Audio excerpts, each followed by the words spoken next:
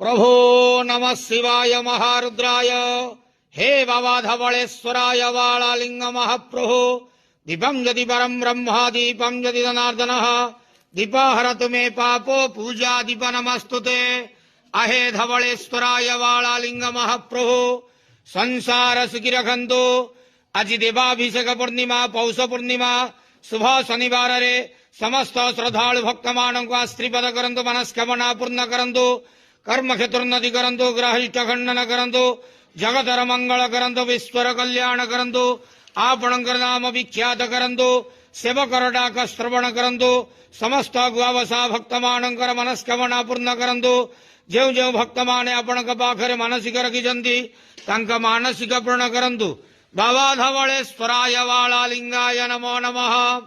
संसार सुखी रखंतु आनंद गवार हरि बोलो आज देवाभिषेक पूर्णिमा पौष पूर्णिमा शुभ शनिवार रे समस्त श्रद्धालु भक्त मानक आश्रीपद करंतु आनंद गवार हरि बोलो ओम हर हर महादेव शिव शंभु कैलासपति उमापति शिव शंकर महाप्रभु धवलेश्वराय वालालिंगाय नमो नमः।